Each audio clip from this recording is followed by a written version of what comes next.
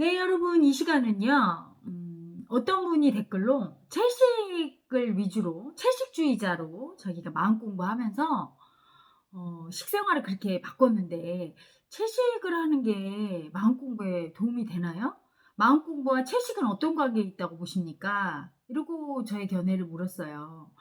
도움 되고 마고요. 여러분 생각해 보세요. 몸과 마음이 하나야.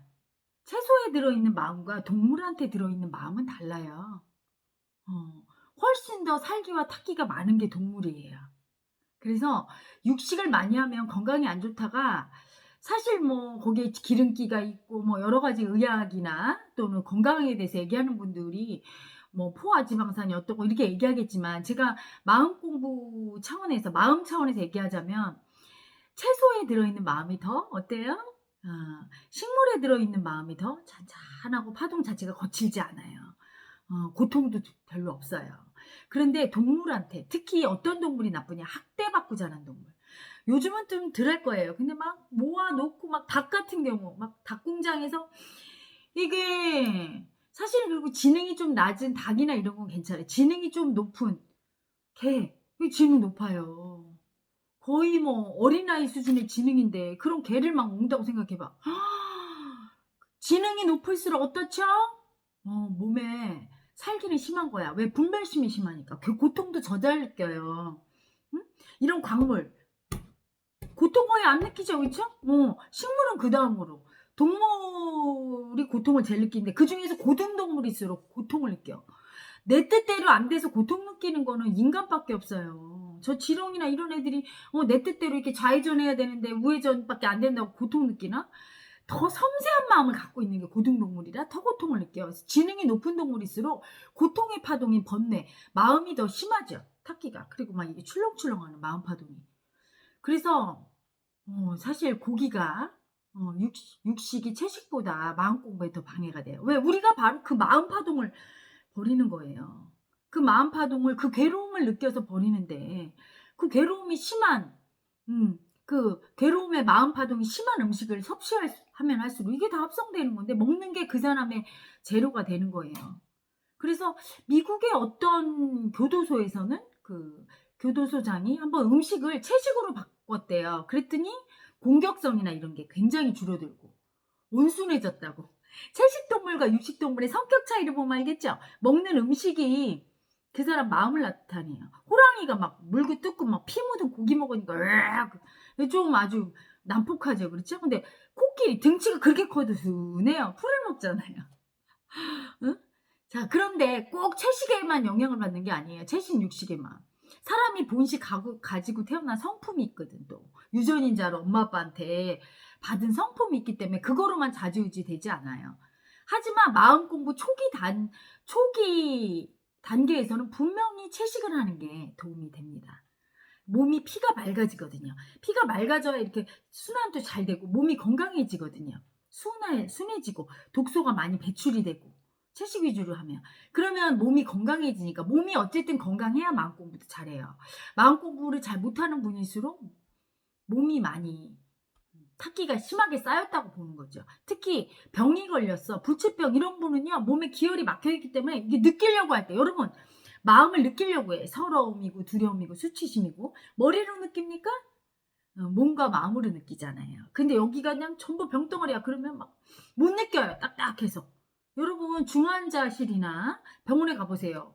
표정이 있나 다 이렇게. 생기발랄하지 않아. 유치원 가보세요. 건강한 아기들. 얼굴이 막 자유로워요. 마음이 자유로운 거지. 근데 환자는 이미 병에 걸려서 마음이 갇히기 시작해서 탔기 때문에 굳어가. 표정도 굳어가고.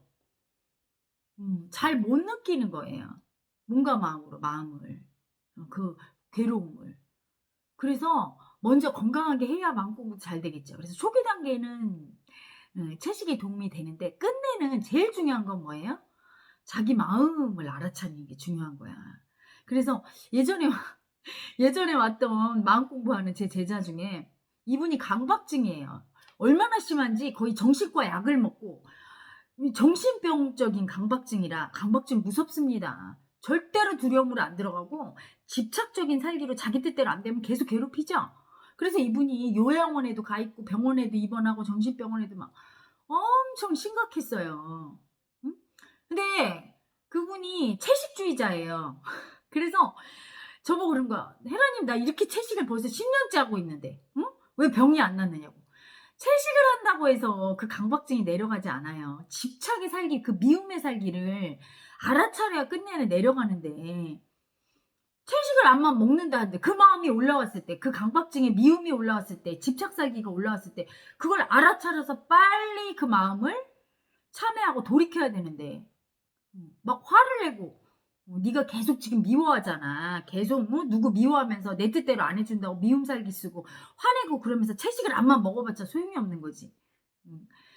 끝내는 나중에 어느 정도 그 몸이 무의식이 열리고 그러면 육식, 채식 상관이 없어요. 다 해도.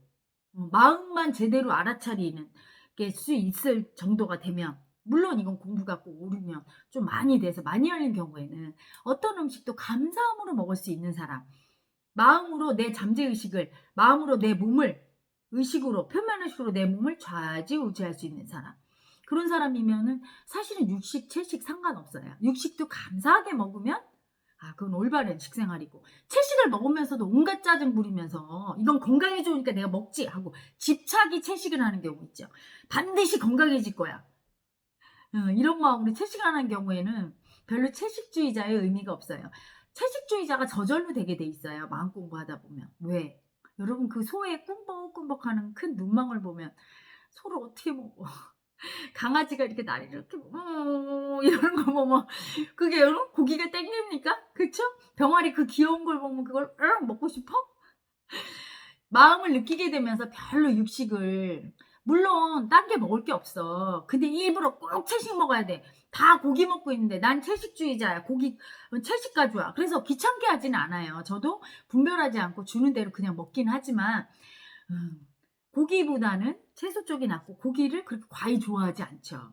마음을 아는 사람은 저절로 그래서 채식주의자가 되는 거예요. 동물의 마음도 느끼고 환경 오염도 생각해서 그래서 채식주의자가 돼야 되는데 대부분 내 몸을 생각해서 이거 나 건강하려고 물론 건강하려고 하죠. 그런데 이게 집착의 살기로 죽어도 고기를 요만큼도 먹으면 안 돼. 반드시 이렇게 먹어야 돼. 그 찰기예요. 차라리 그렇게 채식주의자를 하느니 집착으로 하느니 그러면서 채식 안 주면 뭐 화를 내 미움을 써. 차라리 고기를 왕창 먹는 게 나아요. 그렇게 미움을 쓰면서 그 미운 마음으로 먹을 바에는 그 독소가 어떡할래요? 고기 먹을 때 나오는 독소보다 화를 내면서 막 미움 쓰면서 나오는 독소가 더 큰걸요? 응? 채식보다 육식이 독소가 더 심하니까 채식을 하라는 건데 사람의 마음에서 나오는 독소만큼 큰 게 없어요. 막 미움 쓰고 집착 살기 쓰면서 그 괴로움으로 남 괴롭히고 나 괴롭히면서 나오는 독소를 따라갈 게 없죠. 그래서 그 독소보다는 차라리 그냥 고기라도 먹고 스트레스 안 받는 게 나아요. 너무 엄격하게 하려고 하지 마시고 너무 먹고 싶을 땐 조금 드셔주시는데 가급적 채식 위주로 하고 마음 공부가 되다 보면 점점 그냥 주는 대로 먹지 그걸 갖다가 꼭 육식, 채식 이렇게 가리지 않게 됩니다. 그리고 80대 20 정도로 채식으로 가게 돼 있어요. 저절로.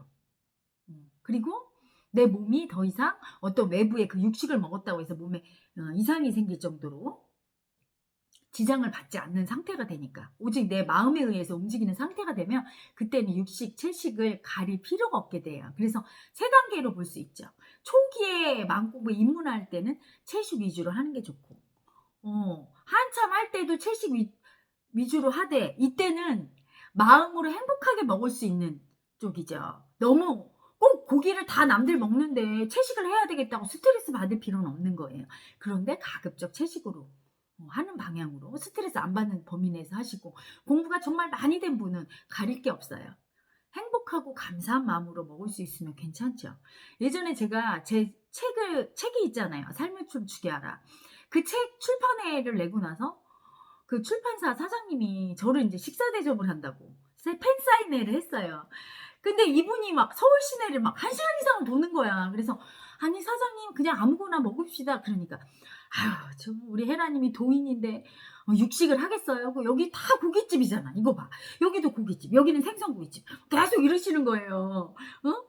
안 먹을 거라고 생각하신 거죠. 그래서 아닙니다. 저는 주는 대로 다 먹어요. 우리 사장님이 저를 이렇게 음식을 대접하는 것만으로도 사랑의 마음인데 감사하게 먹죠. 상관없습니다.